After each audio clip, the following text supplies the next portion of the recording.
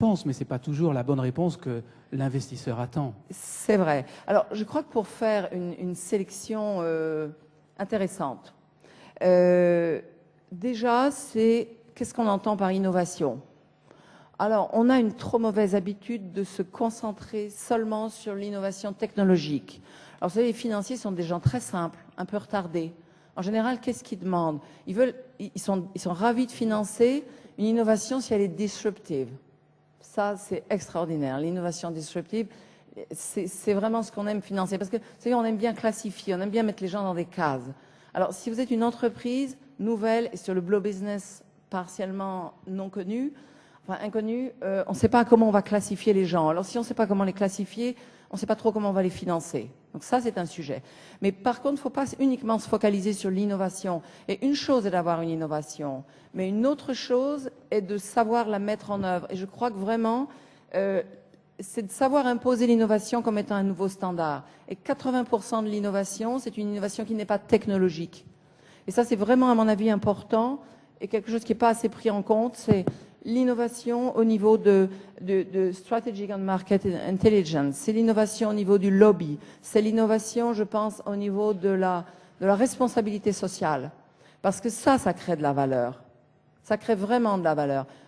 Aujourd'hui, il n'y a pas une compagnie, qu'elle soit jeune compagnie ou compagnie très établie, qui peut dire « Moi, je fabrique des produits, je suis un pollueur patenté et c'est pas grave parce que je fais de l'argent ». Moi, je l'ai entendu au début, je me souviens au début du processus de Rio, les gens qui m'avaient dit, mais c'est juste éphémère, c'est juste une lubie, sustainable development. Mais what is the main goal for a company? It's just making money, huge money. And we don't care about sustainable development.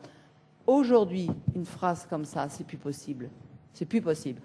Bon, la deuxième chose qui me semble importante et qui est constructeur de valeur, parce que finalement pour les financiers, la seule chose qui est intéressante, c'est de construire la valeur, c'est la capacité à collaborer.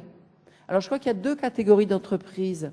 Vous avez celles qui sont atteintes d'un syndrome qu'on appelle le NIH syndrome, Non-Invented Here.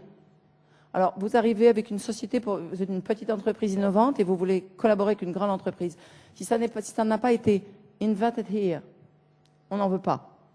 Et ça, c'est un vrai syndrome parce que c'est un syndrome qui est très restrictif sur la façon de développer une entreprise.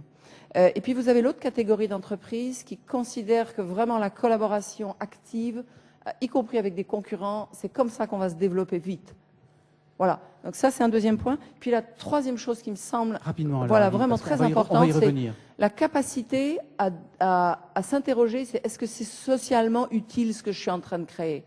Parce que si aujourd'hui on a une innovation qui n'est pas socialement utile, je crois que c'est très difficile d'avoir un marché. Et donc se poser la question, c'est supposé répondre à quel besoin ce que je suis en train de créer. C'est bête, mais je vous assure qu'il y a beaucoup de chercheurs qui n'ont pas forcément cette idée en tête. Et si on veut collaborer avec une grande entreprise, si on ne répond pas à un besoin, on n'est juste pas un interlocuteur. Voilà. Merci Aline, je crois que le débat est posé. J'aimerais bien poser la même question, Laura. If you could answer the same question, how do you see the business side of the blue economy? Because I was just going to ask if I could. I think you just have to hold it close. Oh, just yeah. Right there. Yeah. If I could add to what Aline was saying, I completely agree with her. I think that she basically outlined the challenges to the aquaculture industry, the professional industry, as I see it today.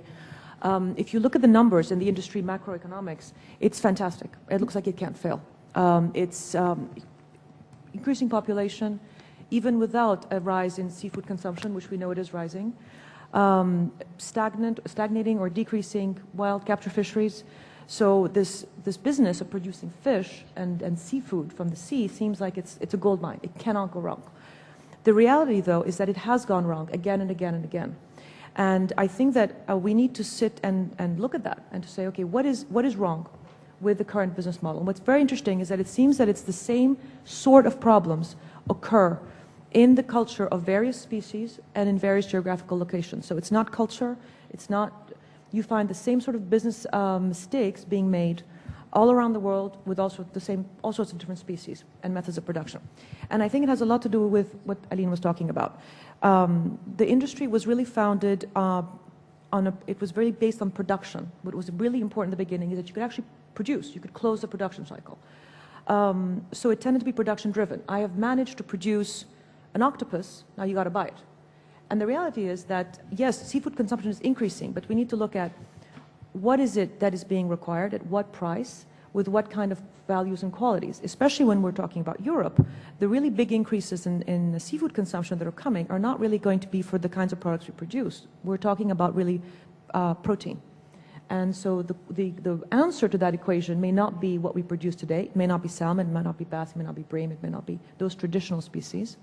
So we need to look at what does the market want, at what price, and then we need to re-examine. So we had to sort of first build a viable business model, and then we need to go back on the science aspect of it and answer the questions that have to do with good business practices. Am I creating a societal good? Am I adding to the sum total? Am I protecting my environment? Because if I don't, I'm the first one that's going to lose. I mean, this is something that many people don't realize, us farmers and also our stakeholders and many people who criticize the business of aquaculture, is that we are not hunters like fishermen are.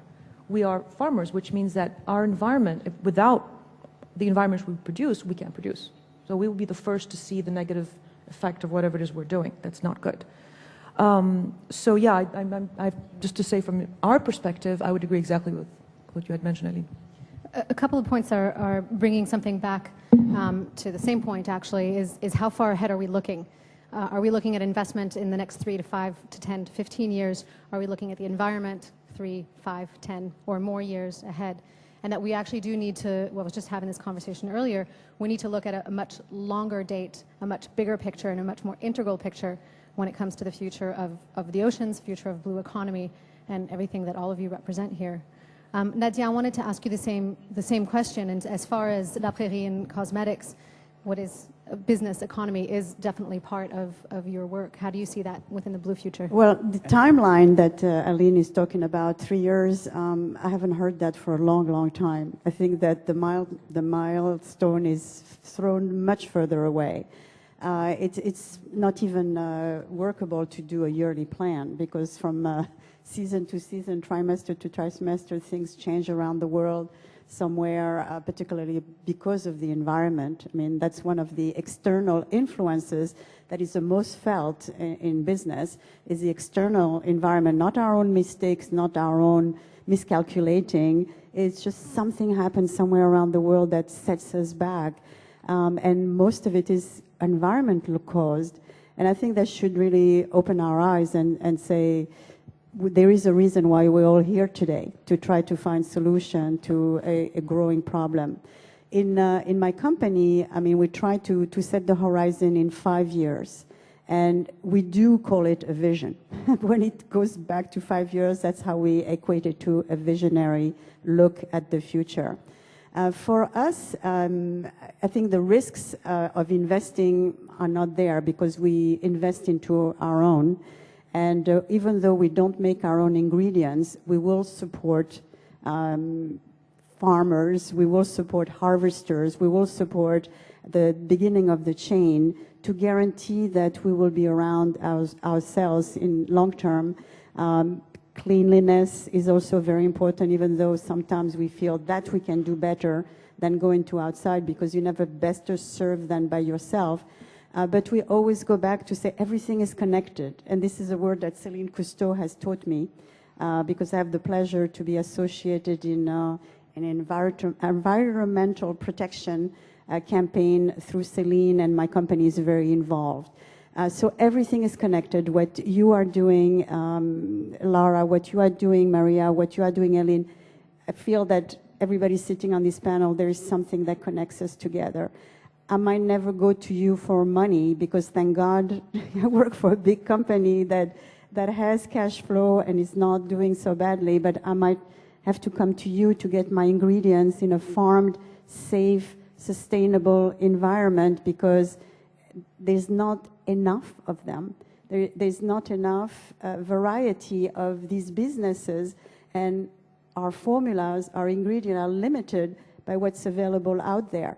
So I think you should convince your investor one way or another to get into the blue economy, because soon I'm not going to be able to find ingredients that are fulfilling my customers' expectations, which became mine, which is sustainability and safe ingredient and renewable. And then we're going to have a big issue. No more Lapre product? No kidding.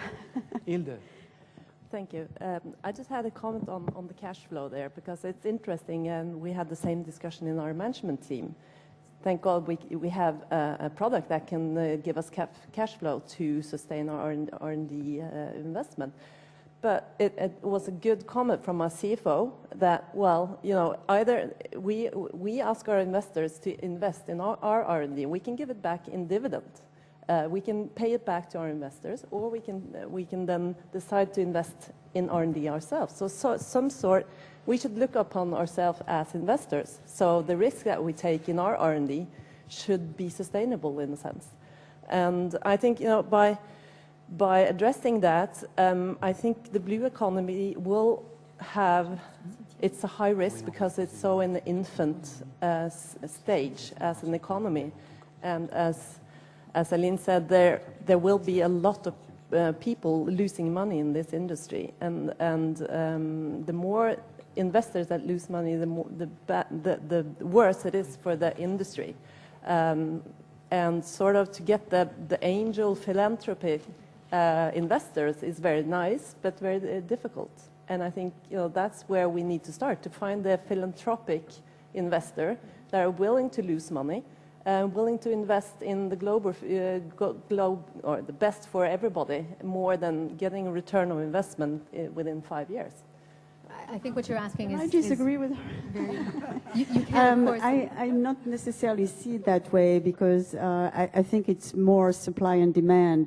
So if people, like in my business, were asking for the right products that is sustainable, then less people will go out of business. So I think it starts with the demand. And general public awareness, the news, the education. People like Céline Cousteau are making the general public more and more aware that we need clean waters, that we need clean environment for the survival of this planet.